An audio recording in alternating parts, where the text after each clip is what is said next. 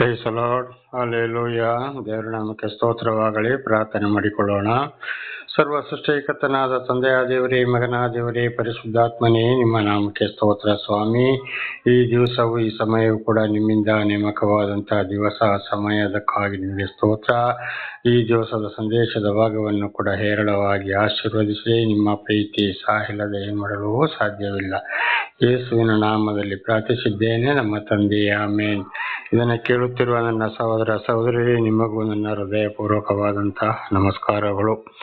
ಈ ದಿವಸವು ದೇವರು ನಿಮ್ಮನ್ನು, ನಿಮ್ಮ ಮಕ್ಕಳನ್ನು, ನಿಮ್ಮ ಎಲ್ಲ ಕೆಲಸ ಕಾರ್ಯಗಳಲ್ಲಿ ದೇವರು ಹೇರಳವಾಗಿ ಆಶೀರ್ವದಿಸಲೆಂದು ಪ್ರತಿ ದಿವಸದ ಬೆಳಗಿನ ಪ್ರಾರ್ಥನೆಯಲ್ಲಿ ನಾನು ಪ್ರಾರ್ಥಿಸುವನಾಗಿದ್ದೇನೆ. ದೇವರ ನಾಮಕ್ಕೆ ಸ್ತೋತ್ರವಾಗಲಿ. ಈ ದಿವಸದ ಸಂದೇಶದ ಭಾಗವು ಯೋಬನು 28ನೇ ಅಧ್ಯಾಯ 27ರಿಂದ. ಯೋಬನು 28ನೇ ಅಧ್ಯಾಯ 27ರಿಂದ. ಜ್ಞಾನವನ್ನು ಕಂಡು ಲಕ್ಷಿಸಿದನು, ಅದನ್ನು ಸ್ಥಾಪಿಸಿದಲ್ಲದೆ ವಿಮರ್ಶೆ ಮಾಡಿದನು. ದೇವರ ನಾಮಕ್ಕೆ ಸ್ತೋತ್ರವಾಗಲಿ. ಹಲ್ಲೆಲೂಯಾ. ದೇವರು ಸರ್ವವನ್ನು ಸೃಷ್ಟಿ ಮಾಡಿದ್ದು ಬರೀ ಒಂದು ಜ್ಞಾನದ ಮೂಲಕ 6 ದಿವಸದಲ್ಲಿ ಸರ್ವವನ್ನು ಸೃಷ್ಟಿ ಮಾಡಿದ್ರು. 7ನೇ ದಿವಸ ವಿಶ್ರಾಂತಿ ತೆಗೆದುಕೊಂಡರು. ಅದೇ ಇವತ್ತು ಭಾನುವಾರದಿಂದ ಶನಿವಾರದವರೆಗೆ, ಅಂದರೆ ಭಾನುವಾರ ವಾರದ ಮೊದಲನೆಯ ದಿವಸ, ಶನಿವಾರ ವಾರದ ಕೊನೆಯ ದಿವಸ. ಈ 6 ದಿವಸದಲ್ಲಿ ಒಂದೊಂದನ್ನು ಎಲ್ಲ ಒಂದೇ ಸಲ ದೇವರು ಸೃಷ್ಟಿ ಮಾಡಲಿಲ್ಲ. ಒಂದೊಂದು ದಿವಸ ಇಂತಿಂತದನ್ನಂತ ಸೃಷ್ಟಿ ಮಾಡಿದ್ದು ನಾವು ಇವತ್ತು ಬೈಬಲಲ್ಲಿ ಆದಿಕಾಂಡ 1ನೇ ಅಧ್ಯಾಯದಲ್ಲಿ ನಾವು ಇದನ್ನು ಚೆನ್ನಾಗಿ ತಿಳಿದುಕೊಳ್ಳಬಹುದು.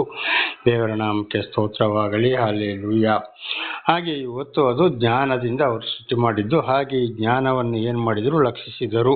ಓ ಹೌದು, ಜ್ಞಾನದಿಂದಲೇ ಪ್ರತಿಯೊಂದನ್ನು ಸೃಷ್ಟಿ ಮಾಡಬಹುದು, ಎಲ್ಲ ಕೆಲಸಗಳು ಕೂಡ ಮಾಡಬಹುದು ಅಂತ ದೇವರು ತೋರಿಸಿಕೊಟ್ಟಿದ್ದಾರೆ. ಹಾಗೆ ಅದೇ ಜ್ಞಾನವನ್ನು ಇವತ್ತು ಏನು ಮಾಡಿದ್ದಾರೆ? ದೇವರು ಮನುಷ್ಯರಿಗೂ ಕೂಡ ಕೊಟ್ಟಿದ್ದಾರೆ. ಆದರೆ ಅದು ಎಲ್ರಿಗೂ ಅದರ ತಿಳುವಳಿಕೆ ಇಲ್ಲ.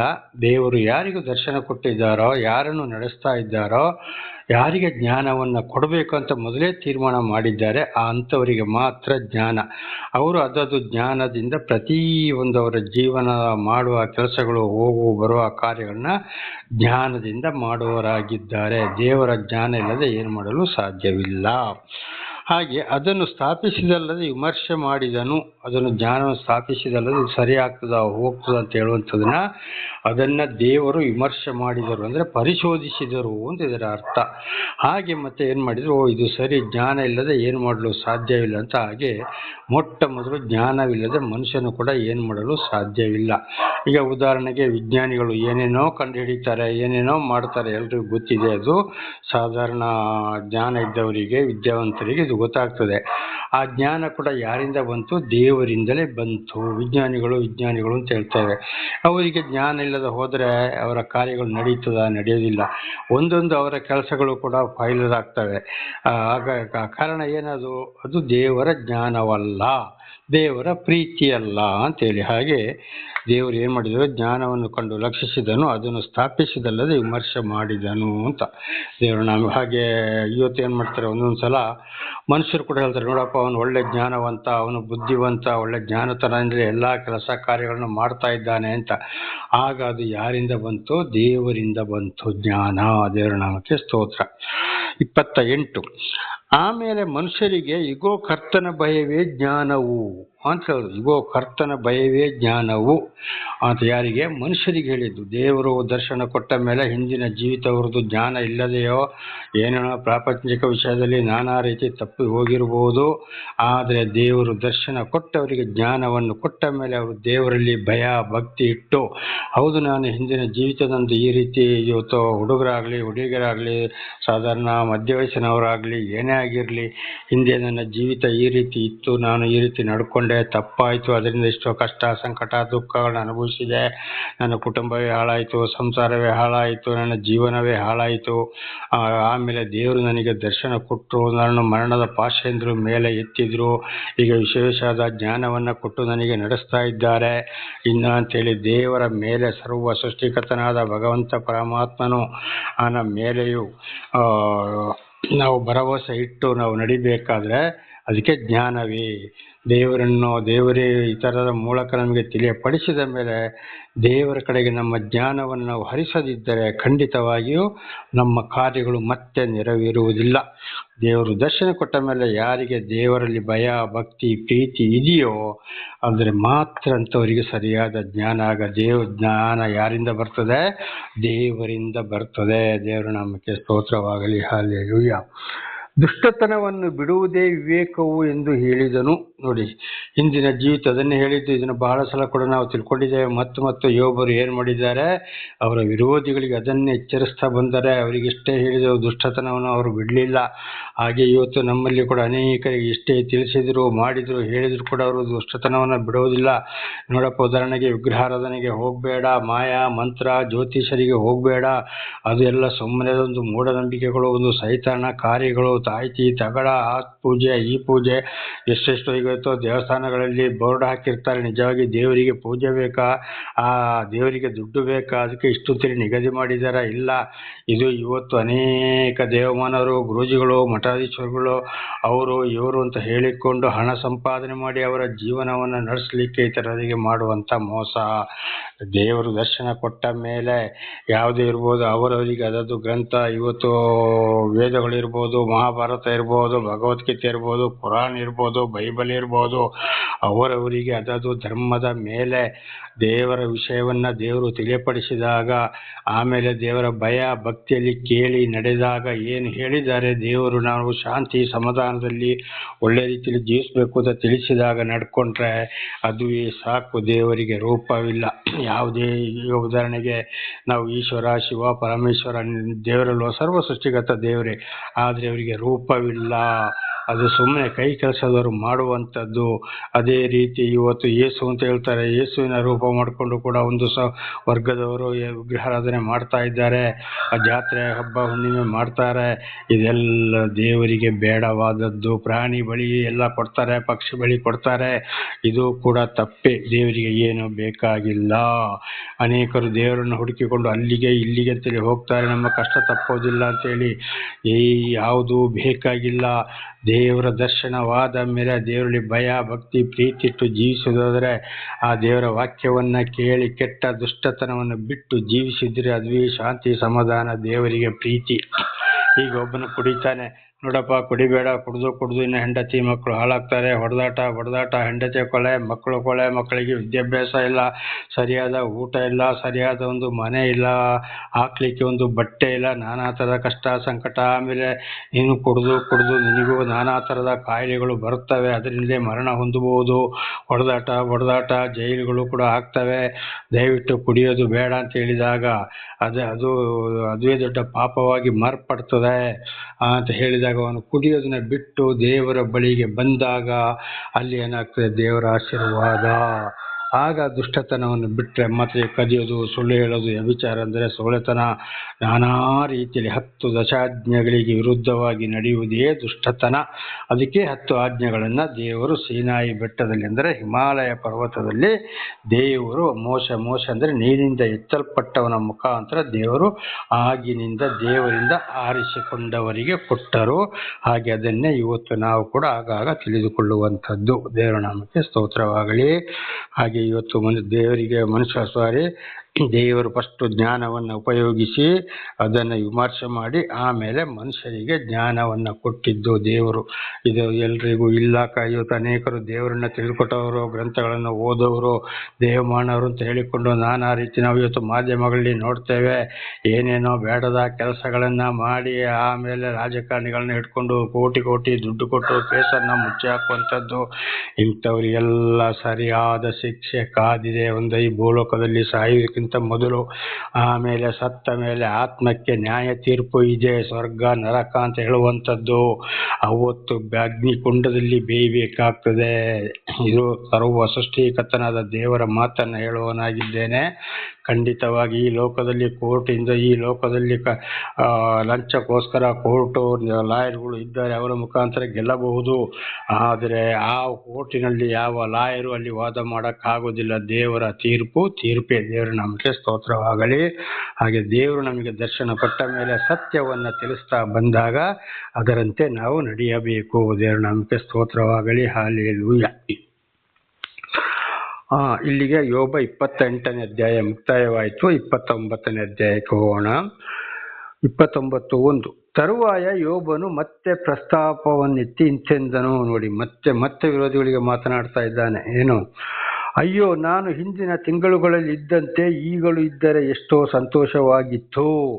ಆ ದಿನಗಳಲ್ಲಿ ದೇವರು ನನ್ನನ್ನು ಕಾಯುತ್ತಿದ್ದಾನಲ್ಲ. ದೇವರು ನಮಗೆ ಸ್ತೋತ್ರವಾಗಲಿ. ಅಯ್ಯೋ, ನಾನು ಹಿಂದಿನ ದಿನಗಳಲ್ಲಿ ಇದ್ದಂತೆ ಈಗಲೂ ಇದ್ದರೆ ಎಷ್ಟೋ ಸಂತೋಷವಾಗಿತ್ತು. ಆ ದಿನಗಳಲ್ಲಿ ದೇವರು ನನ್ನನ್ನು ಕಾಯ್ತಿದ್ನಲ್ಲ ಅಂತ. ಅಂದರೆ ಹಿಂದೆ ಇದು ಯೋಬನಿಗೆ ಕಷ್ಟಗಳು ಬರಕ್ಕೆ ಮೊದಲಿದ್ದ ದಿವಸಗಳನ್ನ ಏನು ಮಾಡ್ತಾನೆ ಅಲ್ಲಿ ಯೋಬ ನೆನೆಸಿಕೊಳ್ತಾನೆ. ನಾನು ಮೊದಲು ಅಷ್ಟು ಚೆನ್ನಾಗಿದ್ದೇನಲ್ಲಪ್ಪ, ಈಗ ಯಾಕೆ ನನಗೆ ಈ ರೀತಿ ಬಂತು? ಯಾಕೆ ನಾನು ದೇವರು ಆಗ ಕಾಯ್ತಾ ಇದ್ನಲ್ಲ, ಈಗ ಯಾಕೆ ನನಗಿಂತ ಕಷ್ಟ ಅಂತ ದೇವರು ನಮಗೆ ಸ್ತೋತ್ರ. ಹಾಗೆ ಇವತ್ತು ಅನೇಕರು ಏನು ಮಾಡ್ತಾರೆ, ಈಗ ಮೊದಲು ಬಹಳ ಚೆನ್ನಾಗಿರ್ತಾರೆ, ಆಮೇಲೆ ಒಂದೊಂದು ಕಷ್ಟ, ಸಂಕಟ, ದುಃಖಗಳು ಅಲ್ಲಿ ಬರ್ತವೆ. ನೋಡಿ, ಯೋಬನಿಗೆ ಮೊದಲು ಬೇಕಾದ ಆಸ್ತಿ ಇತ್ತು. ಮಕ್ಕಳು ಮಾಡಿದಂಥ ತಪ್ಪಿಗಾಗಿ ಯಜ್ಞವನ್ನು ಅರ್ಪಿಸ್ತಾ ಇದ್ದ. ಆಮೇಲೆ ಅವನ 10 ಮಕ್ಕಳು ಕೂಡ ಅಲ್ಲಿ ಮರಣ ಹೊಂದಿದ್ರು. ಆಸ್ತಿಪಾಸ್ತಿಗಳನ್ನ ಸುಟ್ಟಾಕಿದ್ರು. ಹೆಂಡತಿ ಬಿಟ್ಟು ಓಡಿದ್ಲು. ಇವನಿಗೆ ಕಾಯಿಲೆ ಬಂದು ಕೆಸರುಗುಂಡಿಯಲ್ಲಿ ಬೂದಿ ಉಜ್ಜಿಕೊಂಡು ಬಿದ್ದ. ಆದ್ರೆ ಅವನ ಹತ್ರ ಯಾರು ಬರಲಿಲ್ಲ. ಆ ದಿವಸಗಳನ್ನ ಮತ್ತೆ ನೆನಪಿಗೆ ತರ್ತಾ ಇದ್ದಾನೆ. ಯಾಕೆ ಈ ರೀತಿ ಆಯಿತು ಅಂತ ದೇವರ ನಮಗೆ ಸ್ತೋತ್ರ. ಅದು ಯಾಕೆಪ್ಪ ಅಂದ್ರೆ, ದೇವರು ಕೆಲವರನ್ನು ಆರಿಸಿಕೊಂಡು ಅವರು ಮುಂದೆ ದೃಢವಾಗಿ ಮತ್ತು ದೇವರೊಂದಿಗೆ ನಿಲ್ಲಿಕ್ಕೋಸ್ಕರ ಅವರು ಪರಿಶುದ್ಧರಾಗಿ ಭೂಲೋಕದಲ್ಲಿ ಇಲ್ಲಿ ಮರಣ ಹೊಂದುವುದಕ್ಕೋಸ್ಕರ ನ್ಯಾಯ ತೀರ್ಪಿನ ದಿವಸ ಅವರ ಆತ್ಮವು ಪರಲೋಕ ಅಂದ್ರೆ ಕೈಲಾಸಕ್ಕೆ, ವೈಕುಂಠಕ್ಕೆ, ಆ ದೇವರ ಬಳಿಗೆ ಹೋಗುವುದಕ್ಕೆ ಅವರು ಈ ರೀತಿ ಶುದ್ಧೀಕರಿಸ್ತಾರೆ. ಒಂದು. ಎರಡನೇದಾಗಿ ಇನ್ನೊಬ್ರಿಗೆ ಏನ್ ಮಾಡ್ತಾರೆ, ಸೈತಾನನಿಗೆ ಸೋಲು. ಸೈತಾನ ಏನ್ ಮಾಡ್ತಾನೆ, ಅಲ್ಲಿ ದೇವರಿಗೆ ಹೋಗಿ ಚಾಡಿ ಹೇಳಿದಾಗ ಏನ್ ಮಾಡ, ಸೈತಾನನಿಗೆ ಸೋಲು ಉಂಟು ಮಾಡ್ಲಿಕ್ಕೆ ದೇವರ ಯೋಬನ ಆಸ್ತಿ ಪಾಸ್ತಿ ಮಕ್ಕಳನ್ನ ಶರೀರವನ್ನ ಏನ್ ಮಾಡ್ದ, ಸೈತಾನನಿಗೆ ಒಪ್ಪಿಸಿದ. ಪ್ರಾಣವನ್ನು ಮಾತ್ರ ಮುಟ್ಟಬೇಡ ಅಂತ ಹೇಳಿದ್ರು. ದೇವರು ಯೋಬನ ಪರವಾಗಿ ನಿಂತರು ಅಂತ ದೇವರ ನಾಮಕ್ಕೆ ಸ್ತೋತ್ರವಾಗಲಿ. ಅದು ಸೈತಾನನಿಗೆ ಸೋಲು ಉಂಟು ಮಾಡುವುದಕ್ಕೋಸ್ಕರ. ಮತ್ತೆ ಯಾರು ದೇವರ ವಿರೋಧಿಗಳು ಇರ್ತಾರೋ ಅವರಿಗೆ ದೇವರನ್ನ ತಿಳಿಯಪಡಿಸೋಕ್ಕೋಸ್ಕರ, ಅವರು ದೇವರನ್ನ ತಿಳಿದುಕೊಳ್ಳುವುದಕ್ಕೋಸ್ಕರ, ಅಂದ್ರೆ ಅವರು ಕೂಡ ನರಕಕ್ಕೆ ಹೋಗೋದು ಬೇಡ, ನನ್ನ ಕಡೆಗೆ ತಿರುಗಲಿ ಅಂತ ಒಂದು ವಿಚಾರಕ್ಕೋಸ್ಕರ ದೇವರು ಒಬ್ಬೊಬ್ಬರನ್ನು ಒಂದೊಂದು ರೀತಿಯಲ್ಲಿ ನಡೆಸುವವರಾಗಿದ್ದಾರೆ. ದೇವರ ನಾಮಕ್ಕೆ ಸ್ತೋತ್ರವಾಗಲಿ. ಹಲ್ಲೆಲೂಯಾ. ಆಗ ವಿರೋಧಿಗಳಿಗೆ ಯಾಕೆ ತಿಳಿಸ್ತಾರೆ ಅಂದ್ರೆ, ಅಯ್ಯೋ, ನಿಮ್ಮ ವಿರೋಧತನವನ್ನ ಬಿಟ್ಟಿಯಪ್ಪ, ನನ್ನ ಮಾತನ್ನ ಕೇಳಿ ಅಂತ ಯಾರೋ ಒಬ್ಬರು ನಾಶವಾಗುವುದು ದೇವರಿಗೆ ಇಷ್ಟವಿಲ್ಲ ಎಂಬುದಾಗಿ ಕೂಡ ಬೈಬಲಲ್ಲಿ ಬರೆಯಲ್ಪಟ್ಟಿದೆ. ಅದಕ್ಕೆ ದೇವರು ಯಾರ ಮುಖಾಂತರ ತಿಳಿಸ್ಬೇಕೋ ಅವರಲ್ಲಿ ಇಂಥ ಕಾರ್ಯಗಳೆಲ್ಲ ನಡೆಯುವಂಥದ್ದು. ಆದರೆ ದೇವರು ಖಂಡಿತವಾಗಿ ಅಂಥವ್ರನ್ನ ಕೈ ಬಿಡುವನಲ್ಲ. ಆ ದಿವಸಗಳನ್ನ ನೆನೆಸ್ಕೊಳ್ತಾರೆ. ಹಾಗೆ ನಮ್ಮ ಜೀವಿತದಲ್ಲಿ ಮೊದಲು ನಾವು ಚೆನ್ನಾಗಿದ್ದು ಆಮೇಲೆ ಒಂದೊಂದು ಕಷ್ಟ, ಸಂಕಟ, ದುಃಖಗಳು ಬಂದಾಗ ನಾವು ಬೇಸರಗೊಳ್ಳಬಾರದು. ಏನೋ ಒಂದು ದೇವರ ಚಿತ್ತವಿದೆ. ಅದಕ್ಕೆ ಯೋಬನು ಕೂಡ ಒಂದು ಮಾತು ಹೇಳಿದ್ದೇನೆ, ಹಿಂದೆ ನಾವು ತಿಳ್ಕೊಂಡಿದ್ದೇವೆ. ದೇವರು ಕೊಟ್ಟ ದೇವರು ತಗೊಂಡ, ದೇವರಿಗೆ ಸ್ತೋತ್ರ ಅಂತ ಹೇಳಿ. ಹೆಂಡತಿ ಅವನನ್ನು ಹೀಯಾಳಿಸುವಾಗ ದೇವರೇ ಕೊಟ್ಟ ದೇವರೇ ತಗೊಂಡ, ದೇವರು ಮೊದಲು ಕೊಟ್ಟ ಸಂತೋಷವಾಗಿದ್ದೆವು, ಈಗ ಕಷ್ಟ ಬಂತು ಅಂತ ಯಾಕೆ ನಾವು ದೇವರನ್ನು ದೂಷಣೆ ಮಾಡಬೇಕು? ಅದು ಹಾಗೆ ಮಾಡಬಾರ್ದು. ದೇವರ ನಾಮಕ್ಕೆ ಸ್ತೋತ್ರ. ಹಾಗೆ ನೋಡಿ, ದೇವರು ಮನುಷ್ಯನ ಅವತಾರವಿತ್ತೆ. ದ್ವಾಪರ ಯುಗದಲ್ಲಿ ಶ್ರೀಕೃಷ್ಣ ಎಂಬ ನಾಮದಲ್ಲಿ ಬಂದಾಗ, ಈ ಕಲಿಯುಗದಲ್ಲಿ ಯೇಸು ಎಂಬ ನಾಮದಲ್ಲಿ ಬಂದಾಗಲೂ ಅನೇಕ ಕಷ್ಟ, ಸಂಕಟ, ದುಃಖಗಳಿಗೆ ಅವರು ಮನುಷ್ಯರಾಗಿ ಬಂದಾಗ ಹಿಡಿದ್ರು, ಓಡಿದ್ರು, ತಲೆ ಕೂದಲನ್ನ ಕಿತ್ತರು, ಮುಳ್ಳಿನ ಕಿರೀಟವನ್ನು ಮಾಡಿದ್ರು, ತಲೆಗೆ ತಲೆಗೆ ತೊಡಿಸಿದ್ರು, ಅವರ ಕೈಗೆ ಕೋಲನ್ನು ಕೊಟ್ಟರು, ಅದೇ ಕೋಲನ್ನು ತಗೊಂಡೋಗಿ ಹೊಡೆದ್ರು, ಇದು ಮೈಗೆ ಇಡೀ ಏನ್ ಮಾಡಿದ್ರು, ಬುರ್ಕ ಹಾಕಿದ್ರು, ಆಮೇಲೆ ಹೊಡೆದ್ರು, ಗುದ್ದಿದ್ರು. ಯಾರು ಹೊಡೆದ್ರು ಗುದ್ದಿದ್ರು ಅಂತ ನೀವು ಹೇಳಪ್ಪ ಅಂಥೇಳಿ ನಾನಾ ರೀತಿಯ ಹಿಂಸೆಯನ್ನ ಕೊಟ್ಟರು. ದೇವರ ನಾಮಕ್ಕೆ ಸ್ತೋತ್ರವಾಗಲಿ. ಅಂದ್ರೆ ನಾನು ದರ್ಶನ ಕೊಟ್ಟ ಮೇಲೆ ನೀವು ನನ್ನನ್ನು ಹಿಂಬಾಲಿಸುವಾಗ ನಾನು ನಿಮ್ಮನ್ನು ಆರಿಸಿಕೊಂಡ ಈ ಲೋಕದ ಜನಗಳು ಈ ರೀತಿ ಮಾಡ್ತಾರೆ ಅಂತ ಇದರ ಅರ್ಥ. ಅದುವೇ ಶಿಲುಬೆಯ ಮರಣ, ಯೇಸು ಕ್ರಿಸ್ತನ ಶಿಲುಬೆಯ ಮರಣವಾಗಿದೆ. ಆದರೆ ಕೊನೆಗೆ ಏನು ಮಾಡಿದ್ರು, ಸಮಾಧಿ ಮಾಡಿದ್ರು ಕೂಡ ತಂದೆಯಾದ ದೇವರವ್ರನ್ನ ಅಲ್ಲಿ ಬಿಟ್ರ ಇಲ್ಲ, 3ನೇ ದಿವಸ ಪುನರುತ್ಥಾನಗೊಂಡರು. ಅದಕ್ಕೆ ನಮ್ಮ ಸಂಸ್ಕೃತದಲ್ಲಿ ಓಂ ಮೃತ್ಯುಂಜಯಾಯ ನಮಃ, ಅಂದರೆ ಸಾವನ್ನು ಗೆದ್ದಂತ ಹೊಂದಿದಂಥ ದೇವರೇ ನಿಮಗೆ ಸ್ತೋತ್ರ. ಆ ಶಿಲುಬೆ ಮರಣವನ್ನು ಓಂ ವೃಕ್ಷಶೂಲಾಯ ಅರುಥಾಯ ನಮಃ. ಓಂ ಅಂದರೆ ಅಕ್ಷರ ಅಥವಾ ವಾಣಿ ಮಾತು, ವೃಕ್ಷ ಅಂದರೆ ಮರ, ಶೂಲ ಅಂದರೆ ಆಣಿ ಮೊಳೆ, ಅರುಥಾಯ ಅಂದರೆ ಜಡಿಯಲ್ಪಟ್ಟವನು. ಓ ದೇವರೇ, ನಮಗಾಗಿ ನಿನ್ನನ್ನು ನೀನೇ ಮರದ ಕಂಬಕ್ಕೆ ಸಮರ್ಪಿಸಿದಾತನೇ ನಿನಗೆ ಸ್ತೋತ್ರ ಅಂತ. ಅದುವೇ ಇವತ್ತು ಈಶ್ವರ ದೇವಸ್ಥಾನದಲ್ಲಿ ಕೂಡ ತ್ರಿಶೂಲವನ್ನು ಚುಚ್ಚಿರುವುದು. ತ್ರಿಶೂಲ ಇದರಲ್ಲಿ ಈಶ್ವರ ಇದರಲ್ಲಿ ಮರಣ ಹೊಂದಿದ ಲೋಕದ ಜನಗಳ ಪಾಪಗಳಿಗಾಗಿದ್ದ ಅರ್ಥವನ್ನು ಸೂಚಿಸುವುದು ತ್ರಿಶೂಲವಾಗಿದೆ. ಚರ್ಚ್ಗಳಲ್ಲಿ ಶಿಲುಬೆ ಕಾಣ್ತಾ ಇದೆ, ಇಷ್ಟೇ ವ್ಯತ್ಯಾಸ. ತ್ರಿಶೂಲ ಸ್ವಲ್ಪ ಬಗ್ಗಿಸಿ ಬೆಂಡಾಗಿದೆ, ಇದು ನೇರವಾಗಿದೆ, ಉದ್ದ ಮತ್ತು ಅಡ್ಡ. ಇದೇ ದೇವರ ನಾಮಕ್ಕೆ ಸ್ತೋತ್ರವಾಗಲಿ. ಹಲ್ಲೆಲೂಯಾ. ಹಾಗೆ ಏನಾಯ್ತು, ಅಲ್ಲಿ ಈ ರೀತಿ ಕಷ್ಟಗಳು ಬರುತ್ತವೆ. ಅದು ಕೂಡ ಒಂದು ದೇವರ ಪ್ರೀತಿಯಾಗಿದೆ. ಇದು ಕೂಡ ಏನಾಗಿದೆ, ಅಲ್ಲಿ ದೇವರ ಪ್ರೀತಿಯಾಗಿದೆ. ದೇವರ ನಾಮಕ್ಕೆ ಸ್ತೋತ್ರವಾಗಲಿ. ಹಲ್ಲೆಲೂಯಾ.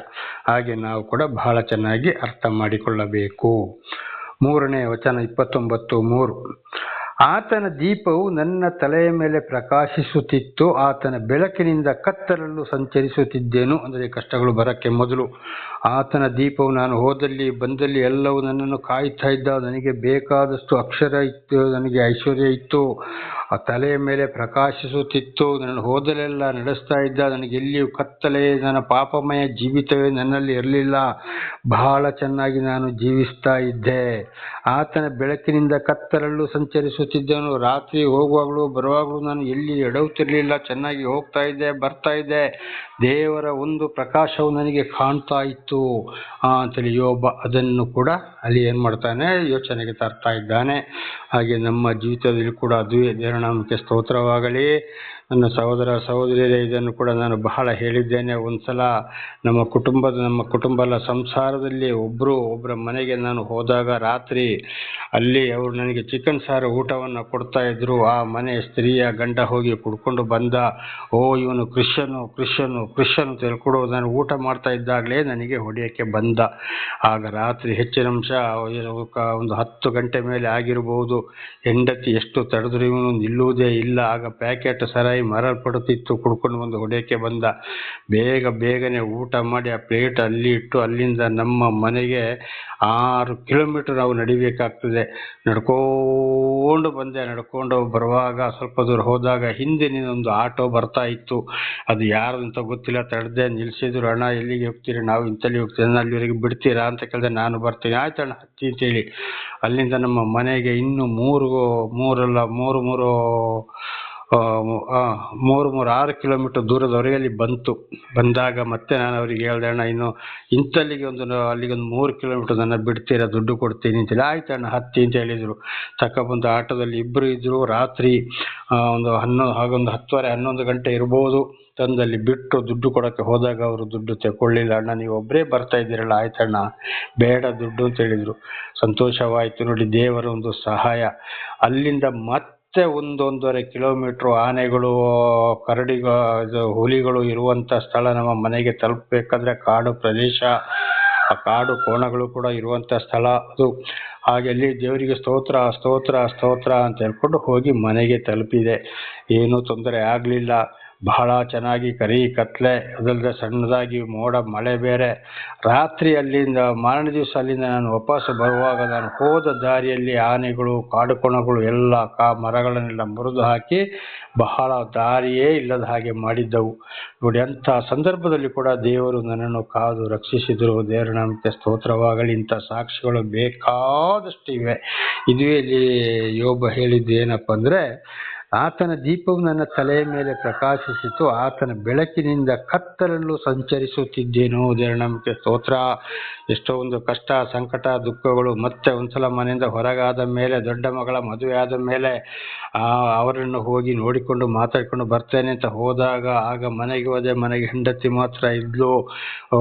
ಕತ್ತಿ ಮತ್ತು ಕಸಬರಿಕೆಯನ್ನು ತಗೊಂಡು ನಿಂತಲು. ನೀನು ನನ್ನ ಗಂಡಲ್ಲ, ನಾನು ನಿನ್ನ ಹೆಂಡತಿ ಅಲ್ಲ, ಮನೆಗೆ ಬರಬೇಡ ಅಂತೇಳಿ. ಸರಿ ಅಂತೇಳಿ ಆಗಲೂ ಕೂಡ ಸಾಯಂಕಾಲ ಸಾಯಂಕಾಲ ಸಮಯ ಹೋಗಿ ಮಗಳ ಮನೆಗೆ ಹೋದಾಗ ಅಲ್ಲಿ ಕೂಡ ಅವರು ಏನು ಮಾಡಿದ್ರು, ಅಲ್ಲಿ ಬೇಡ ನಾಳೆ ಹೋಗು ಅಂತ ಹೇಳಿದ್ರು. ಅದು ನಿನಗೆ ನಿಲ್ಲಿಕ್ಕೆ ಮನಸ್ಸಿಲ್ಲ, ಬಹಳ ಮಳೆ ಬಹಳ ಮಳೆ ಬಹಳ ಮಳೆ, ಅದೇ ಬೆಟ್ಟ ಗುಡ್ಡ ಕಾಡು. ಅಯ್ಯೋ ಬಸ್ಸಿಗಾಗಿ ಬಂದು ತಲುಪಿದೆ, ಅಲ್ಲಿ ಕೊನೆಯ ಬಸ್ಸು. ಆ ಬಸ್ಸಲ್ಲಿ ಒಂದು ಕಡೆಗೆ ಬಂದು ಅಲ್ಲಿಂದ ಮತ್ತೊಂದು ಕಡೆಗೆ ಹೋಗಿ ಅಲ್ಲಿ ವಾಸ ಮಾಡಿದ. ದೇವರ ನಾಮಕ್ಕೆ ಸ್ತೋತ್ರವಾಗಲಿ, ಹಲ್ಲೆಲೂಯಾ. ಇದೇ ರೀತಿ ಯೋಬನ ಹಾಗೆ ಕೂಡ ಇದ್ದಾಗ, ಮೊದಲು ಬಹಳ ಚೆನ್ನಾಗಿದ್ದಾಗ ದೇವರ ದರ್ಶನವಾದಾಗ ಖಂಡಿತವಾಗಿ ಅಲ್ಲಿ ಏನಾಗ್ತದೆ ನೋಡಿ, ಒಂದೊಂದು ಕಷ್ಟ ಸಂಕಟ ದುಃಖವನ್ನು ದೇವರ ಪ್ರೀತಿಯಲ್ಲಿ ನಾವು ಅನುಭವಿಸಲೇಬೇಕಾಗ್ತದೆ. ಆಗ ದೇವರು ಅಲ್ಲಿ ನಮ್ಮನ್ನು ಕೈ ಬಿಡುವುದಿಲ್ಲ. ಅದುವೇ ಆತನ ದೀಪವು ನನ್ನ ತಲೆಯ ಮೇಲೆ ಪ್ರಕಾಶಿಸುತ್ತಿತ್ತು, ಆತನ ಬೆಳಕಿನಿಂದ ಕತ್ತಲಲ್ಲೂ ಸಂಚರಿಸುತ್ತಿದ್ದೆನು.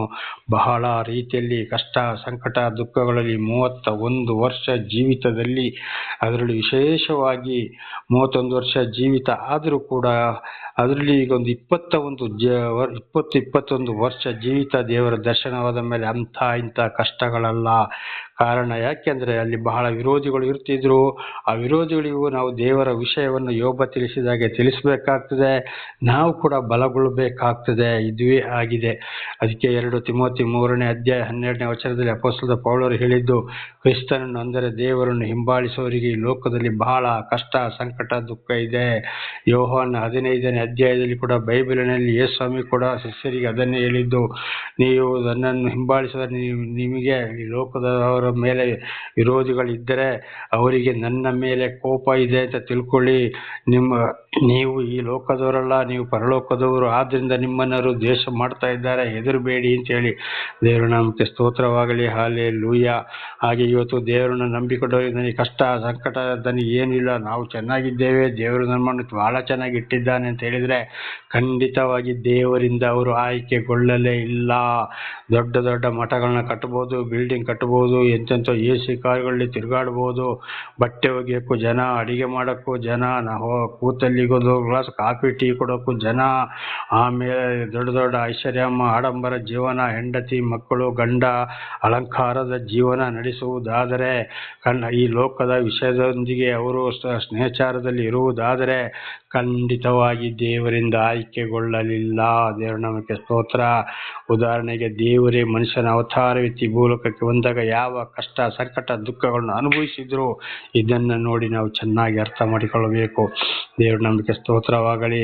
ದೇವರಿಂದ ಆಯ್ಕೆಯಾದವರು ಕೂಡ ಅವರಿಗೆ ಎಷ್ಟೇ ದೊಡ್ಡ ಉದ್ಯೋಗ ಇರ್ಬೋದು, ಎಷ್ಟೇ ಸಂಬಳ ಬರ್ಬೋದು, ಅವರಿಗೆ ಇತರರ ಮೇಲೆ ಅನಾಥ ಮಕ್ಕಳು ಅನಾಥ ವೃದ್ಧರು ಬಹಳ ಕಷ್ಟ ಸಂಕಟ ದುಃಖದಲ್ಲಿ ಅವರಿಗೆ ಸಹಾಯ ಮಾಡುವಂಥದ್ದು, ಈ ಒಂದು ಕರುಣೆ ಅವರಿಗೆ ಬಂದೇ ಬರ್ತದೆ. ಅವರು ಅಯ್ಯೋ ಅಯ್ಯೋ ಅಯ್ಯೋ ಅಂತೇಳಿ ಅಪೊಸ್ತಲ ಪೌಲರು ಹೇಳಿದ್ದಾರೆ, ನಿಮ್ಮ ದಾನ ಧರ್ಮವು ನದಿಯಲ್ಲಿ ಅಂದರೆ ಹೊಳೆಯಲ್ಲಿ ನೀರು ಹರಿದಾಗಿ ಹರಿಯಲಿ ಅಂತೇಳಿ. ಆ ರೀತಿ ಸರಿಯಾಗಿ ದಶಾಂಶಗಳನ್ನು ಕೊಟ್ಟುಕೊಂಡು ಬೇಕಾದಷ್ಟು ದಾನ ಧರ್ಮ ಮಾಡಿ ದೇವರ ವಿಷಯದಲ್ಲಿ ಕಷ್ಟಪಡುವವರಿಗೆ ಅನ್ನ ಆಹಾರ ನೀರು ಬಟ್ಟೆ ಅವರಿಗೆ ಇದಕ್ಕೆ ಸ್ಥಳವನ್ನು ಕೊಟ್ಟು ಯಾರವರನ್ನು ಉಪಚರಿಸ್ತಾ ಬರ್ತಾರೋ ನಿಜವಾಗಲೂ ದೇವರಿಂದ ಆಶೀರ್ವಾದ ಹೊಂದಿದವರು. ಅವರು ಎಷ್ಟೇ ದೊಡ್ಡ ಉದ್ಯೋಗ ಇರಲಿ ಏನೇ ಇರಲಿ. ಉದಾಹರಣೆಗೆ ಇವತ್ತು ನಮ್ಮ ರಾಷ್ಟ್ರದ ಅಧ್ಯಕ್ಷರಾದ ರಾಷ್ಟ್ರಪತಿ ಪ್ರವಾದಿ ಇವರು ಮುರ್ಮು ಅವ್ರನ್ನ ನಾವು ಮುರ್ಮು ಅವ್ರನ್ನ ನಾವು ಏನು ಮಾಡೋಣ, ಇವತ್ತು ಯೋಚನೆ ಮಾಡಿಕೊಳ್ಳೋಣ. ನೋಡಿ, ಅವರು ಇಡೀ ಮೊದಲು MLA ಆಗಿ ಮಂತ್ರಿ ಆಗಿದ್ದು ಇವತ್ತು ರಾಷ್ಟ್ರಪತಿ ಆಗಿದ್ದಾರೆ. ಆದರೂ ಅವರನ್ನು ನೋಡಿ ಇವತ್ತು ನಾವು ಮಾಧ್ಯಮಗಳಲ್ಲಿ ಅಂದರೆ TV-ಗಳಲ್ಲಿ ಮೊಬೈಲಲ್ಲೇ ನಾವು ನೋಡ್ಬೋದು. ಅವರಲ್ಲಿ ಒಂದು ಅಲಂಕಾರ ಇದೆಯಾ, ಏನಾದರೂ ಇದೆಯಾ? ಏನು ಇಲ್ಲ. ಇಡೀ ನಮ್ಮ ಭಾರತ ದೇಶಕ್ಕೆ ದೊಡ್ಡವರು. ಹಿಂದೆ ನಮ್ಮ ಕರ್ನಾಟಕ ರಾಜ್ಯದ ಈಗಿನೆಲ್ಲ ಮೊದಲಿನ ಸೆಕ್ರೆಟರಿ ಅವರು ನಿವೃತ್ತರಾದರು. ಅವರಲ್ಲಿ ಕೂಡ ನೋಡುವಾಗ ಯಾವುದೇ ಒಂದು ಅಲಂಕಾರಗಳು ಅದು ಇದು ಯಾವುದು ಇರಲಿಲ್ಲ. ಇಡೀ ಕರ್ನಾಟಕ ರಾಜ್ಯಕ್ಕೆ ದೊಡ್ಡ ಒಂದು ಅಧಿಕಾರಿ, ಕರ್ನಾಟಕ ರಾಜ್ಯದ ಕಾರ್ಯದರ್ಶಿ ಆಗಿದ್ದರು. ದೇವರ ನಾಮಕ್ಕೆ ಸ್ತೋತ್ರವಾಗಲಿ. ಇದಾಗಿದೆ ದೇವರಿಂದ ಆಯ್ಕೆಯಾದ್ದು. ಇದರ ಮತ್ತಾಯ 25-34ನೇ ಅಧ್ಯಾಯ ಬೈಬಲ್ ಕೂಡ ಬರೆಯಲ್ಪಟ್ಟಿದೆ. ಪರಲೋಕದಂದರೆ ಸರ್ವ ಸೃಷ್ಟಿಕರ್ತನಾದಂಥ ದೇವರ ಆಶೀರ್ವಾದ ಇಲ್ಲದೆ ಅವರು ಎಂಥವರಾದರೂ ಇತರರ ಮೇಲೆ ಅವರಿಗೆ ಕರುಣೆ ದಯೆ ಬರುವುದಿಲ್ಲ. ಅವರವರು ಮತ್ತು ಕೂಡಿ ಹಾಕೊಳ್ತಲೇ ಇದ್ದಾರೆ ಅಂತ ಇರ್ತಾರೆ. ಇಂಥವ್ರು ಖಂಡಿತವಾಗಿ ಆಯ್ಕೆಯಾಗಲಿಲ್ಲ. ಇದಕ್ಕೆ ಯೋಬನೇ ಒಂದು ಸಾಕ್ಷಿ. ಎಂಥ ಕಷ್ಟ, ಸಂಕಟ, ದುಃಖ ಬಂದರೂ ದೇವರು ನಡೆಸ್ತಾರೆ. ದೇವರ ಸ್ತೋತ್ರವಾಗಲಿ. ಈಗ ನನ್ನ ಜೀವಿತ ಕೂಡ ಒಂದು ಉದಾಹರಣೆಗೆ ಒಂದು 10-12 ವರ್ಷದಿಂದ ಈಚೆಗೆ ನನಗೆ ಇದಕ್ಕೆ ಒಂದು ಸ್ಥಳವನ್ನು ಕೂಡ ಕೊಟ್ಟಿದ್ದಾರೆ. ಆದರೂ ಇಲ್ಲಿಂದ 3 ಸಲ ಹೊರಟು ಹೋಗಿ ಬರುವಾಗ ಆಯಿತು. ಯಾಕೆಂದರೆ ಆ ಹೋದ ಜಾಗದಲ್ಲಿ ಕೂಡ ದೇವರನ್ನ ತಿಳಿಯಪಡಿಸೋದಕ್ಕೋಸ್ಕರ. ಆಗ ಇಲ್ಲಿ ವಿರೋಧಿಗಳು ಬಂದರು, ಕಾರಣ ಅಲ್ಲಿಗೆ ಹೋಗೋಕ್ಕೋಸ್ಕರ. ಇಲ್ಲಿ ಕೂಡ ನನಗೆ ವಿರೋಧಿಗಳಿಗೆ ತಕ್ಕಾದ ಶಿಕ್ಷೆಯನ್ನು ದೇವರು ಕೊಟ್ಟಿದ್ದಾರೆ. ಅವರನ್ನು ದೇವರು ಕ್ಷಮಿಸಲಿ. ಇವತ್ತು ಕೂಡ ಶಿಕ್ಷೆಯನ್ನು ಅನುಭವಿಸ್ತಲೇ ಇದ್ದಾರೆ.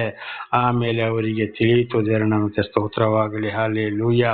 ಹಾಗೆ ಇವತ್ತು ಕೂಡ ಇದನ್ನು ಹಿಂದೆ ಬಹಳ ಸಲ ಹೇಳಿದ್ದೇನೆ. ಒಂದು ಜನತಾ ಮನೆಯಲ್ಲಿ ವಾಸ ಮಾಡಿಕೊಂಡು ಇಲ್ಲಿಂದ ಎಲ್ಲಿ ಹೋಗಬೇಕು, ಎಲ್ಲಿ ಬರಬೇಕು, ಯಾವ ಸಂದೇಶವನ್ನು ಕೊಡಬೇಕು ಅಂತ ದೇವರ ಪ್ರಾರ್ಥನೆ ಮೂಲಕ, ಜ್ಞಾನದ ಮೂಲಕ ಇವತ್ತು ಹೋಗಿ ಆ ಒಂದು ದೇವರು ಕೊಟ್ಟ ಕೆಲಸವನ್ನು ನಾನು ಮಾಡಿ ಬರುವವನಾಗಿದ್ದೇನೆ.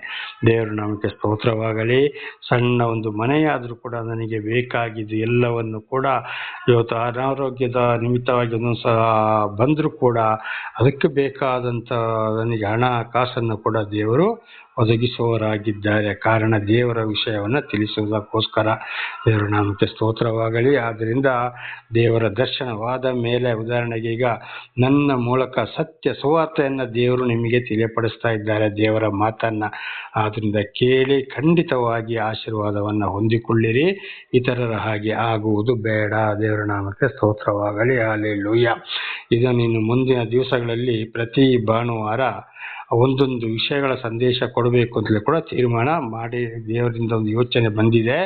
ಅದನ್ನು ಸಮಯಾನುಸಾರ ಅದನ್ನು ಕೂಡ ಮುಂದುವರಿಸ್ತೇವೆ. ಆಗ ಇನ್ನೂ ವಿಶೇಷವಾಗಿ ಒಂದೊಂದು ವಿಷಯವನ್ನು ಒಂದೊಂದು ಭಾನುವಾರ ತಿಳಿದುಕೊಳ್ಳಬಹುದು. ಅದಕ್ಕಾಗಿ ಪ್ರಾರ್ಥಿಸಿರಿ.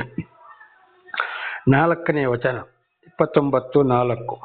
ಆ ದಿನಗಳು ನನ್ನ ಜೀವಮಾನದ ಸುಗ್ಗಿಕಾಲವು, ದೇವರ ಸ್ನೇಹವು ನನ್ನ ಗುಡಾರವನ್ನು ಆವರಿಸಿಕೊಂಡಿತ್ತು. ಆ ದಿನಗಳು ಅಂದರೆ ಯೋಬನು ಚೆನ್ನಾಗಿದ್ದಾಗ ಆ ದಿನಗಳು ನನ್ನ ಜೀವಮಾನದ ಸುಗ್ಗಿ ಕಾಲ. ಈಗ ನೋಡಿ, ರೈತರು ಬೆಳೆ ಬೆಳೀತಾರೆ. ಆ ಬೆಳೆ ಬಂದಾಗ ಅವರು ತಗೊಂಡೋಗಿ ಎಷ್ಟು ಸಂತೋಷವಾಗಿರ್ತಾರೆ. ಮಾರಾಟ ಮಾಡಿ ಹಣ ತೆಗೆದುಕೊಂಡು ಬರ್ತಾರೆ. ನನಗೆ ಇಷ್ಟು ಬಂತು, ನನಗೆ ಇದು ಕಷ್ಟಪಟ್ಟಿದ್ದಕ್ಕೆ ಬೆಳೆ ಬಂತು ಅಂತೇಳಿ ರೈತ ಎಷ್ಟು ಸಂತೋಷವಾಗಿರ್ತಾನೋ. ಇವತ್ತು ಒಂದು ಕಂಪನಿಯಲ್ಲಿ ಕೆಲಸ ಮಾಡೋರಾಗಿರ್ಬೋದು, ಅಥವಾ ಸರ್ಕಾರಿ ಅಧಿಕಾರಿಗಳಾಗಿರ್ಬೋದು, ಅಥವಾ ಒಂದು ಕೂಲಿ ಕೆಲಸ ಮಾಡೋರು ಕೂಡ ಆಗಿರ್ಬೋದು. ಅವ್ರು ಕೆಲಸ ಮಾಡಿದಾಗ ಅವರಿಗೆ ಸಂಬಳ ಸಿಕ್ಕಿದಾಗ ಏನಾಗ್ತದೆ? ಸಂತೋಷವಾಗ್ತದೆ. ನನ್ನ ಸಂಬಳ ಸಿಕ್ತು ಅಂತ. ದೇವರ ನಾಮಕ್ಕೆ ಸ್ತೋತ್ರವಾಗಲಿ. ಹಾಗೆ ಆ ದಿನಗಳು ನನ್ನ ಜೀವಮಾನದ ಸುಗ್ಗಿ ಕಾಲವು ಅಂದರೆ ಆಗ ನಾನು ಸಂತೋಷವಾಗಿದ್ದೆ. ದೇವರ ಸ್ನೇಹವು ನನ್ನ ಗುಡಾರವನ್ನು ಆವರಿಸಿಕೊಂಡಿತ್ತು. ದೇವರ ಪ್ರೀತಿ ಇದ್ದಿದ್ದರಿಂದ ನಾನು ಆಗ ದೇವರ ಪ್ರೀತಿಯಿಂದ ನಾನು ಇಷ್ಟು ಐಶ್ವರ್ಯವಂತನಾಗಿದ್ದೆ ಅಂತೇಳಿ ಯೋಬನು ಅದನ್ನೇ ಹೇಳಿದ್ದು. ಹಾಗೆ ಆ ಕಾಲ ಹಾಗೆ, ಈ ಕಾಲ ಹೀಗೆ ಅಂತ ಇದರ ಅರ್ಥ ಯಾರು ಹೇಳಿದ್ದು? ಯೋಬ. ಹಾಗೆ ಈಗಲೂ ಕೂಡ ನಮಗೆ ಸುಗ್ಗಿ ಕಾಲವೇ. ಆದರೆ ಆಗ ಹಾಗಿತ್ತು, ಈಗ ಏನಾಗ್ತದೆ? ಅದು ಸುಗ್ಗಿ ಕಾಲ. ಆ ಸುಗ್ಗಿ ಕಾಲದಲ್ಲಿ ಕೂಡ ಇವತ್ತು ರೈತರೊಂದು ಬೆಳೆಯನ್ನು ಬೆಳಿಬೇಕಾದ್ರೆ ಮೊದಲು ಬರಬೇಕಾಗಿದ್ದು ಬಹಳ ಕಷ್ಟ, ಸಂಕಟ, ದುಃಖದಿಂದ ಅವರು ದುಡಿಬೇಕು. ಆಮೇಲೆ ಸುಗ್ಗಿ ಕಾಲ. ಹಾಗೆ ಇವತ್ತು ದೇವರು ನಮಗೆ ಕೊಟ್ಟಷ್ಟು ವರ್ಷ ನಮಗೆ ಹೇಳಿದ ಕೆಲಸವನ್ನು ನಾವು ಮಾಡಲೇಬೇಕು. ನಮ್ಮ ಕೈಲಿ ಏನೇನು ಕೆಲಸ ಆಗಬೇಕು ಅದನ್ನು ದೇವರು ಮಾಡಿಸ್ತಾರೆ. ಅದಕ್ಕಾಗಿ ನಮಗೆ ಈ ಲೋಕದಲ್ಲಿ ಬಹಳ ರೈತರು ಕಷ್ಟಪಡುವಂಥದ್ದು. ದೇವರು ನಮಗೆ ಸ್ತೋತ್ರವಾಗಲಿ. ದೇವರ ಸ್ನೇಹವು ತನ್ನ ಗುಡಾರವನ್ನು ಆವರಿಸಿಕೊಂಡಿತ್ತು. ದೇವರ ಪ್ರೀತಿ ಅಲ್ಲಿ ಯಾರ ಮನೆಯಲ್ಲಿದೆಯೋ ಅವರು ನಾವು ಹಿಂದೆ ತಿಳ್ಕೊಂಡ ಹಾಗೆ ದೇವರ ಕಾರ್ಯವನ್ನು ಅವರು ಮಾಡ್ತಾ ಇರ್ತಾರೆ. ಅದು ಕೂಡ ಒಂದು ದೇವರ ಪ್ರೀತಿ. ಆಗ ಹಾಗಿದ್ದೆವು, ಈಗ ಈ ರೀತಿ ಆಯ್ತಲ್ಲಪ್ಪ, ಕಷ್ಟ ಬಂತಲ್ಲ ಅಂತ ನಾವು ಹಿಂದೆ ತಿರುಗಿ ಬರಬಾರದು. ಈಗ ನಮ್ಮ ಸುಗ್ಗಿಯ ಕಾಲ, ನಾವು ಬೆಳೆಯನ್ನು ಕೂಡಿಸಿಟ್ಟುಕೊಳ್ಳುವಂಥದ್ದು. ಈ ನಾವು ಪರಿಶುದ್ಧರಾಗಿ ಭೂಲೋಕದಲ್ಲಿ ಜೀವನ ನಾವು ಹೊಂದುವುದಾದರೆ, ಅದು ಅಲ್ಲ, ಜೀವನವನ್ನು ಮುಗಿಸುವುದಾದರೆ ಅದು ಕೂಡ ದೇವರ ಪ್ರೀತಿ. ಕಡೆಗೆ ನ್ಯಾಯ ತೀರ್ಪಿನ ದಿವಸ ನಮ್ಮ ಆತ್ಮವು ದೇವರೊಂದಿಗೆ ಪರಲೋಕಕ್ಕೆ ಅಂದರೆ ಕೈಲಾಸಕ್ಕೆ ಹೋಗುವುದು, ಅದುವೇ ಸುಗ್ಗಿ ಕಾಲವು. ದೇವರ ನಾಮಕ್ಕೆ ಸ್ತೋತ್ರ. ದೇವರ ಸ್ನೇಹವು ನನ್ನ ಗುಡಾರವನ್ನು ಆವರಿಸಿಕೊಂಡಿತ್ತು. ಆಗ ಚೆನ್ನಾಗಿದೆ, ದೇವರು ನನ್ನೊಂದಿಗಿದ್ದ. ಈಗ ನನಗೆ ಕಷ್ಟ ಅಂತೇಳಿ ಅದು ಕೂಡ ದೇವರ ಪ್ರೀತಿ. ಆದರೂ ಅಂತ ಕಷ್ಟ ಸಂಕಟ ದುಃಖಗಳಿಗೆ ದೇವರಿಂದ ಆಯ್ಕೆಯಾದವರು ಗುರಿಯಾದಾಗಲೂ ದೇವರು ಬಿಡುವರಲ್ಲ. ಅದು ಒಂದೊಂದು ದೇವರ ಪದ್ಧತಿ. ಹಿಂದೆ ಹೇಳಿದ ಹಾಗೆ ವಿರೋಧಿಗಳಿಗೆ ದೇವರನ್ನ ತಿಳಿಯಪಡಿಸುವುದಕ್ಕೋಸ್ಕರ ದೇವರನ್ನು ಆದುಕೊಂಡಾಗ ಇದ್ದ ಹಾಗೆ ಚೆನ್ನಾಗಿದ್ದಾಗ ನಮಗೆ ಆಸ್ತಿ ಪಾಸ್ತಿ ಹಣ ಅಂತಸ್ತು ಇದ್ರೆ ಖಂಡಿತವಾಗಿ ನಾವು ಕೂಡ ಏನು ಮಾಡ್ತೇವೆ, ದೇವರನ್ನ ವಿಷಯವನ್ನು ಹೇಳಲು ಹೋಗ್ತೇವೆ, ಗ್ರಂಥಗಳನ್ನು ಓದ್ತೇವೆ, ಇನ್ನೊಬ್ಬರ ಮಾತನ್ನು ನಾವು ಕೇಳ್ತೇವೆ. ದೇವರು ಯಾರ ಮುಖಾಂತರ ಆ ದೇವರ ಭಕ್ತರೊಂದಿಗೆ ತಿಳಿಸಿದಂಥ ಮಾತನ್ನು ಕೇಳೋದಿಲ್ಲ. ಅದಕ್ಕೆ ಏನು ಮಾಡ್ತೇವೆ, ನಮ್ಮನ್ನು ಕೂಡ ದೇವರು ತಗ್ಗಿಸ್ತಾ ಇರ್ತಾನೆ ಇನ್ನೂ ಬಲಗೊಳ್ಳುವುದಕ್ಕೋಸ್ಕರ. ಅಪೊಸ್ತಲರಾದ ಪೌಲರು ಕೂಡ ಹಿಂದೆ ಏನು ಮಾಡಿದ್ರು, ಬಹಳ ಒಂದು ದೊಡ್ಡ ಜನ ಆಗಿದ್ರು. ಕ್ರೈಸ್ತ ಅಂದರೆ ದೇವರು ಆರಿಸಿಕೊಂಡವರಿಗೆ ಬಹಳ ಹಿಂಸೆ ಕೊಡೋರಾಗಿದ್ದರು, ಹೊಡೆಯೋರು ಬಡಿಯೋರು, ಜೈಲಿಗೆ ತಳ್ಳವರಾಗಿದ್ರು. 3 ದಿವಸ ಒಂದು ಬೆಳಕು ಹೊಡೆದು ಅನ್ನ ನೀರುಳಿದ ಬೀಳುವಾಗೆ ಮಾಡಿದ್ರು. ನಿತ್ರಾಣನನ್ನಾಗಿ ಬಲಹೀನನಾಗಿ ಮಾಡಿ ಆಮೇಲೆ ಅವರೊಂದಿಗೆ ದೇವರು ಮಾತನಾಡಿದರು. ದೇವರ ನಮಗೆ ಸ್ತೋತ್ರ. ಆಮೇಲೆ ದೇವರು ಅವರನ್ನು ಬಗ್ಗಿಸಿದರಂದ್ರೆ ದೇವರನ್ನು ಅರಿತುಕೊಳ್ಳುವುದಕ್ಕೋಸ್ಕರ ಸರಿಯಾಗಿ. ನನ್ನ ಜೀವಿತದಲ್ಲಿ ಕೂಡ ಹಿಂದೆ ನನ್ನ 40 ವರ್ಷದವರೆಗೆ ಬಹಳ ಗರ್ವ ಅಹಂಕಾರದಲ್ಲಿ ನಾನೆಂಬ ಒಂದು ವಿಧಾರದಲ್ಲಿ ಮೆರೆದವನೇ. ಆದರೆ ದೇವರು ಸರಿಯಾದ ಶಿಕ್ಷೆಗೆ ಒಳಪಡಿಸಿ ನನ್ನನ್ನು ಬಗ್ಗಿಸಿದರು. ಆಮೇಲೆ ದೇವರು ಸರಿಯಾಗಿ ಯಾರ ಮುಖಾಂತರ ಬೋಧನೆ ಮಾಡಿಸ್ಬೇಕೋ ತಿಳಿಸ್ಬೇಕೋ ಅಂದರೆ ಯಾರ ಹತ್ರನೂ ಹೋಗಿಲ್ಲ. ಬೈಬಲ್ ಇರ್ಬೋದು, ಪುರಾಣಗಳು ಇರ್ಬೋದು, ಮಹಾಭಾರತ ಇರ್ಬೋದು, ಭಗವದ್ಗೀತೆ ಇರ್ಬೋದು, ಕನ್ನಡ ಕುರಾನ್ ಕೂಡ ಬಹಳಷ್ಟು ಅಭ್ಯಾಸ ಮಾಡುವಾಗೆ ದೇವರ ಆಶೀರ್ವಾದ ಮಾಡಿದರು. ಆಮೇಲೆ ಸಂಪೂರ್ಣ ದೇವರ ವಿಷಯವಾಯಿತು. ದೇವರ ನಾಮಕ್ಕೆ ಸ್ತೋತ್ರವಾಗಲಿ. ಇದು ದೇವರು ಮಾಡುವಂಥ ಪ್ರೀತಿ. ಯಾರ್ಯಾರನ್ನು ಹೇಗೆ ತಗ್ಗಿಸಿ ಹೇಗೆ ಸಾಕ್ಷಿಗಳಾಗಬೇಕು ಹಾಗೆ ಮಾರ್ಪಡಿಸುತ್ತಾರೆ. ಹಾಗೆ ನಾವು ದೇವರೊಂದಿಗೆ ಜೀವಿಸುವಾಗ ಕಷ್ಟ ಸಂಕಟ ದುಃಖಗಳು ಬಂದರೆ ನಾವು ಬೇಸರಗೊಳ್ಳಬಾರದು. ಅದು ಕೂಡ ಒಂದು ದೇವರ ಪ್ರೀತಿಯಾಗಿದೆ. ದೇವರು ನಮ್ಮನ್ನು ಇತರರಿಗೆ ನಮ್ಮ ಮೂಲಕ ದೇವರನ್ನು ತಿಳಿಯಪಡಿಸುವುದು ಮತ್ತು ನಾವು ಇನ್ನೂ ಬಲಗೊಳ್ಳುವುದಕ್ಕೋಸ್ಕರ. ನ್ಯಾಯತೀರ್ಪು ದಿವಸ ಕೂಡ ನಮ್ಮ ಆತ್ಮ ನರಕಕ್ಕೆ ಹೋಗಬಾರದು, ಪಾತಾಳಕ್ಕೆ ಹೋಗಬಾರದು ಅಂತ ಇದೊಂದು ದೇವರ ಪ್ರೀತಿಯಾಗಿದೆ. ಇದು ನಾಳೆಗೂ ಮುಂದುವರಿಯುವುದು. ಪ್ರಾರ್ಥನೆ ಮಾಡಿಕೊಳ್ಳೋಣ. ಸರ್ವ ಸೃಷ್ಟಿಕರ್ತನಾದ ತಂದೆಯ ದೇವರೇ, ಮಗನಾದ ದೇವರೇ, ಪರಿಶುದ್ಧಾತ್ಮನೇ, ನಿಮ್ಮ ನಾಮಕ್ಕೆ ಸ್ತೋತ್ರ ಸ್ವಾಮಿ. ಇವತ್ತಿನ ಈ ಒಂದು ಸಂದೇಶವನ್ನು ಕೂಡ ನನ್ನ ಸಹೋದರ ಸಹೋದರಿಗೆ ನೀವು ತಿಳಿಯಪಡಿಸಿದ್ದಕ್ಕಾಗಿ ಸ್ತೋತ್ರ. ಅವರು ಚೆನ್ನಾಗಿ ಕೇಳಿ ಅರ್ಥ ಮಾಡಿಕೊಂಡು ತಪ್ಪಿ ಹೋಗಿದ್ದರೆ ನಿಮ್ಮ ವಾಕ್ಯಕ್ಕೆ ವಿಧೇಯರಾಗಿ ನಿಮ್ಮಿಂದ ಆಶೀರ್ವಾದ ಹೊಂದುವಂತೆಯೂ ಅವರ ಮೇಲೆ ನಿಮ್ಮ ಕರುಣೆ ಪ್ರೀತಿ ಇರಲಿ. ನಿಮ್ಮ ಪ್ರೀತಿ ಇಲ್ಲದೆ ಯಾರೂ ನಿಮ್ಮಿಂದ ಆಶೀರ್ವಾದ ಹೊಂದಲು ಸಾಧ್ಯವಿಲ್ಲ.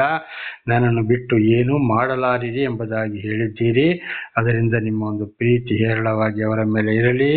ಅವರ ಮಕ್ಕಳನ್ನು ಅವರು ಇದೇ ಮಾರ್ಗದಲ್ಲಿ ನಡೆಸಿ ಅವರು ಆಶೀರ್ವಾದ ಹೊಂದಿ ಇತರರಿಗೂ ನಿಮ್ಮ ವಾಕ್ಯದಂತೆ ನಡೆದು ಆಶೀರ್ವಾದ ನಿಧಿಯಾಗಲಿ, ಸಾಕ್ಷಿಯಾಗಲಿ. ಹಾಗೆ ಮಾಡುವುದಕ್ಕಾಗಿ ಸ್ತೋತ್ರ. ಯೇಸುವಿನ ನಾಮದಲ್ಲಿ ಪ್ರಾರ್ಥಿಸಿದ್ದೇನೆ ನಮ್ಮ ತಂದೆ, ಆಮೇನ್. ಇದನ್ನು ಕೇಳುತ್ತಿರುವ ನನ್ನ ಸಹೋದರ ಸಹೋದರಿ, ನಿಮಗೂ ನನ್ನ ಹೃದಯಪೂರ್ವಕವಾದ ಧನ್ಯವಾದಗಳು. ದೇವರು ನಿಮ್ಮನ್ನು ನಿಮ್ಮ ಮಕ್ಕಳನ್ನು ಎಲ್ಲ ರೀತಿಯಲ್ಲಿ ಹೇರಳವಾಗಿ ಆಶೀರ್ವದಿಸಲಿ. ಆಮೇನ್.